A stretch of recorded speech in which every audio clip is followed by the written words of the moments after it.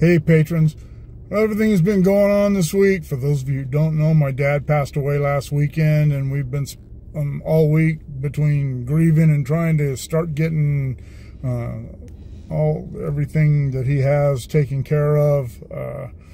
We thought we would take a break today. It is Sunday. He passed away last weekend, and this is the following Sunday. And we thought we'd get out of the house and do something normal. Come up and break out the drone, drive around a little bit, check some things out, and see what happens. So yeah, I'm doing this one just for you guys. This part won't go on YouTube, but the drone footage will. So yeah, hope you enjoy it. Ciao, babe. Hi. All right, some footage from the drone. Looking at the Tehachapi Loop. We are standing up on the official Tehachapi Loop overlook. That was a project that was completed in 2021 during the summer. It was funded by the Tehachapi Depot Museum, and there were a lot of other people involved in donations. The Lehigh Cement Company, Kern County Board of Supervisors, a lot of people got involved in helping out on that. A lot of the labor, some of the land that was donated by the Loop Ranch, which was still in existence at the time, and but it still cost a significant sum to get it all taken care of. But it's done. It's beautiful. If you haven't been up there in a while, you're really going to like the overlook. If you've never been there, I'm here to tell you that used to kind of be a dangerous place because the markers were right alongside the road. You literally almost had to stand in the westbound lanes of Woodford Tehachapi Road to get a good look at the loop and to read the monuments. The new overlook is fenced, has a split rail fence plus or I should say a log fence, plus a hog wire that your kids can't fall through, your animals can't get through. As you can see here, the train passing over itself there at Tunnel 9. The loop gains 77 feet from where it goes under itself to where it crosses over itself, and about 4,000 feet of track. I always like this view, even from the overlook without the drone. You can see how the train's going along itself, where it's up on the loop and then down below on the approach. You can watch the cars moving at the same speed. I've always thought that was really cool.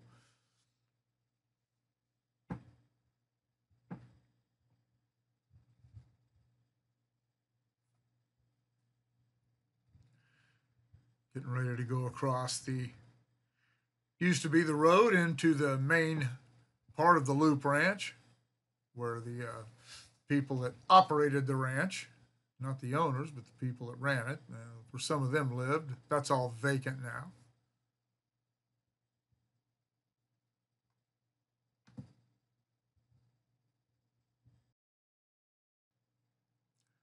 And this train is on the number 2 track, so it's not going to go through Tunnel 10. And excuse the glare in the sunlight, but as I said, it was early in the morning. And this train is going to go through the excavation that was made alongside Tunnel 10 when they double-tracked this project. The bottom of the screen right there is about where the east end of the siding used to be. And there you can see headed into the cut there. That's Highway 58, the upper part of the screen, the freeway.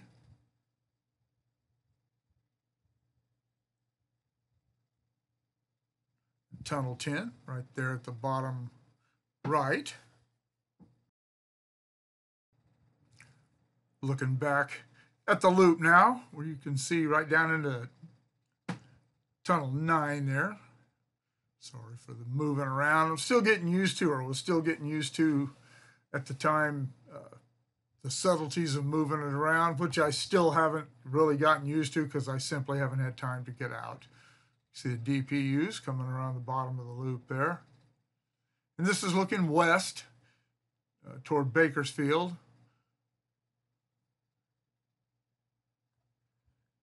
And then you got the train headed on up between Wailong and Marcel.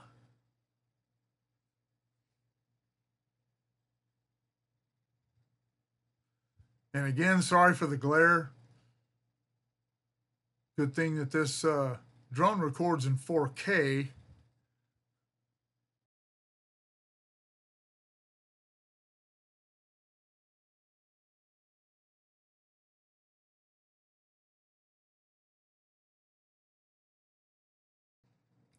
Pick up the DPUs, the helpers here at the end of the train.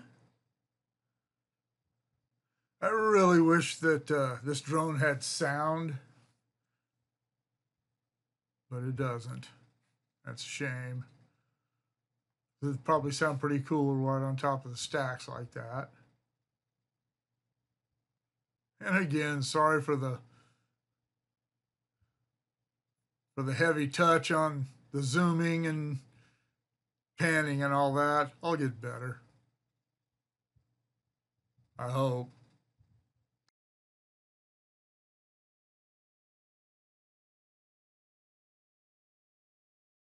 All right, I had Jennifer shoot me setting the drone up. Sorry for the format, vertical format. It's her first time helping me out doing this kind of stuff, and I didn't explain anything. And right now I am calibrating, not calibrating, but orienting the drone. You have to rotate it in 2 axes, horizontal and vertical.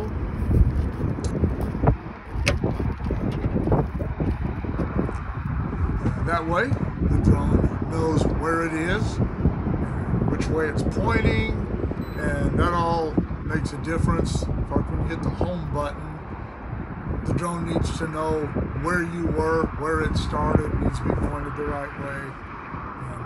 And at least that's what the directions say, but so I do it every time. You need to put the antennas out on the...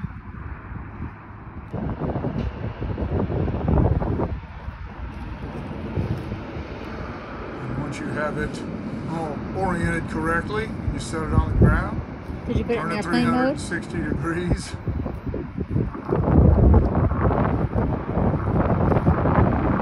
That calibrates the camera. Sorry for the wind noise, but as it always is in Tehachapi, it's windy, and Jennifer does not have a dead cat for her phone.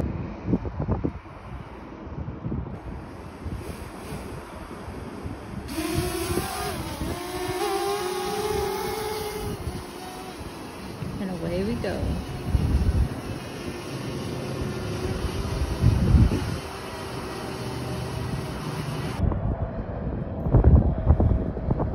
Feels good. Oh, you see the train? Oh, I see us. Oh. Wave. Maybe I'll be famous someday.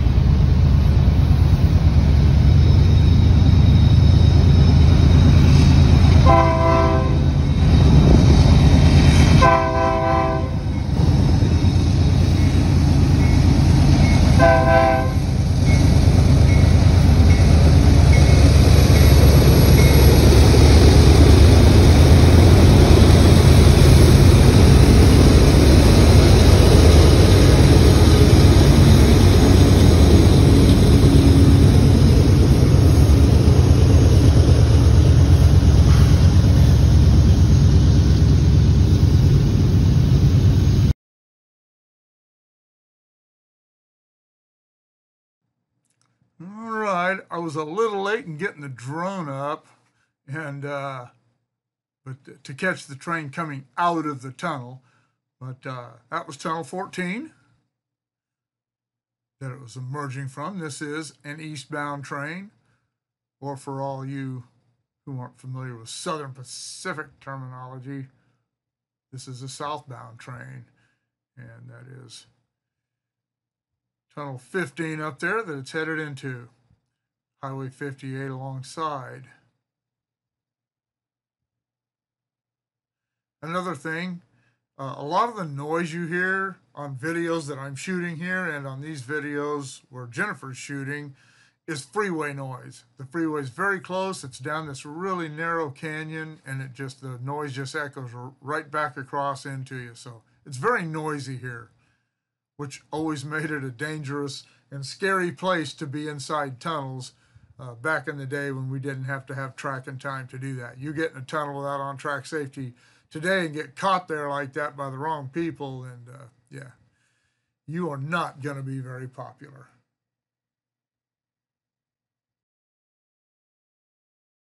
And this is looking down over Tunnel 15, headed to Tunnel 16. And then Tunnel 17 is just beyond Tunnel 16, just a few hundred feet. I didn't put the drone out there. It would be out of my line of sight, and they instruct you to try not to get the drone out of your line of sight.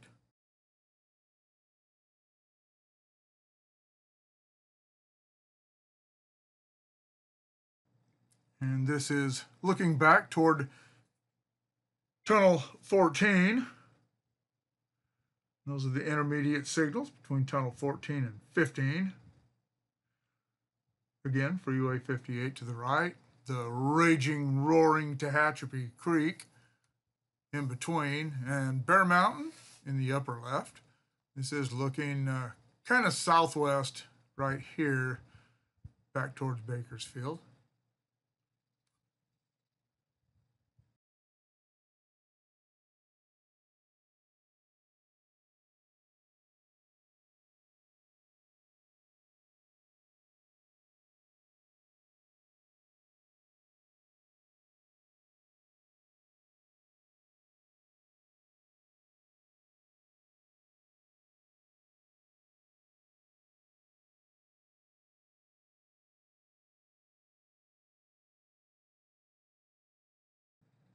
The helpers coming out of Tunnel 14.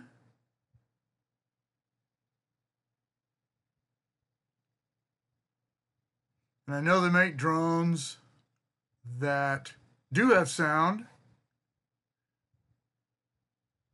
but hey, no one's offered me one of those. This drone was free from Ruco. And again, I'll put the description to Ruco's store in the description of this video, and you can go there and save 35% by using the code MCMG.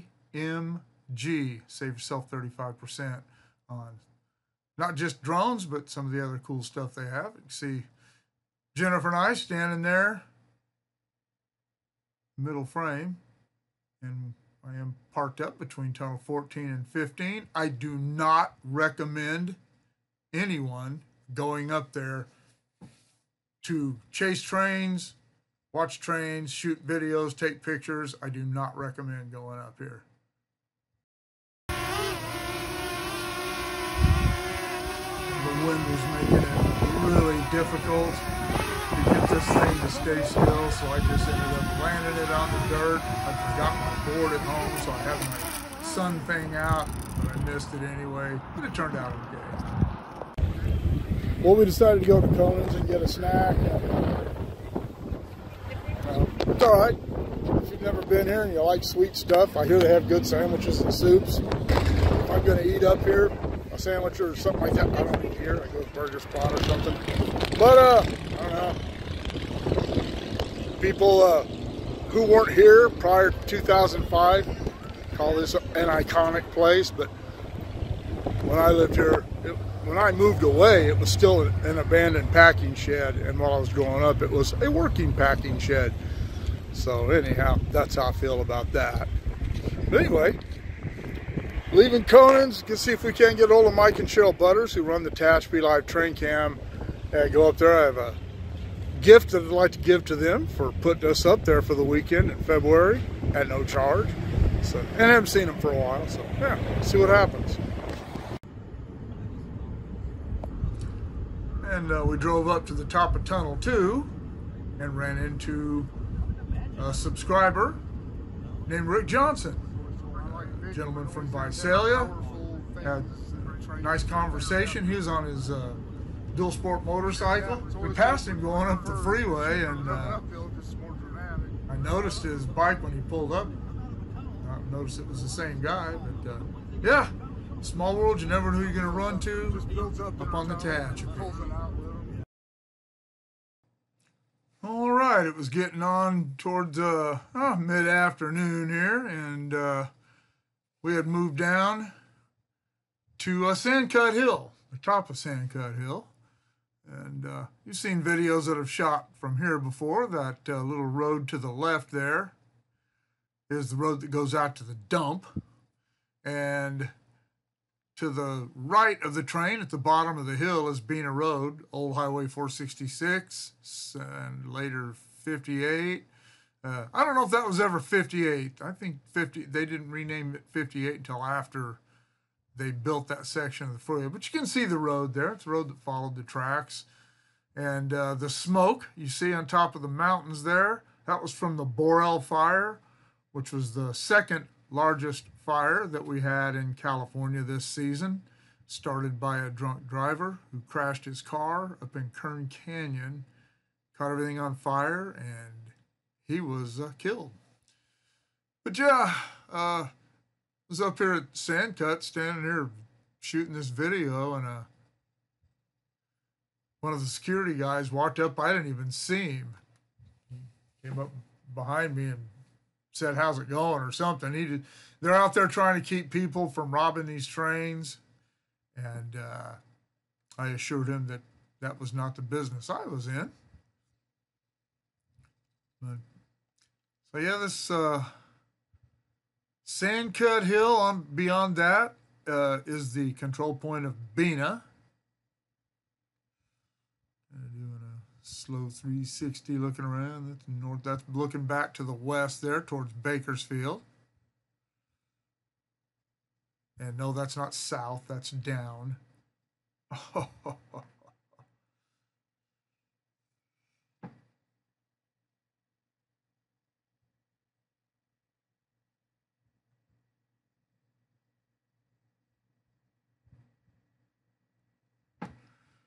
Okay, so it was only a 180. I don't know. What do I know?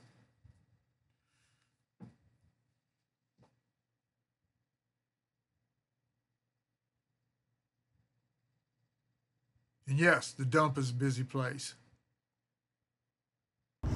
All right, patrons. Thanks for tagging along. As I said earlier, it's been a rough week, and this sort of normalized things. Had some screwy things happen, but every day has its screwy things. It just depends on what else is going on, I guess, as to how it affects you. But thanks for tagging along. Thanks for being patrons. Thanks for using some of your money to help support the channel. Don't think for a second that I don't appreciate it very, very much. So anyhow, we're gonna sign off, go run some more errands, and we will talk to you later. Thank you.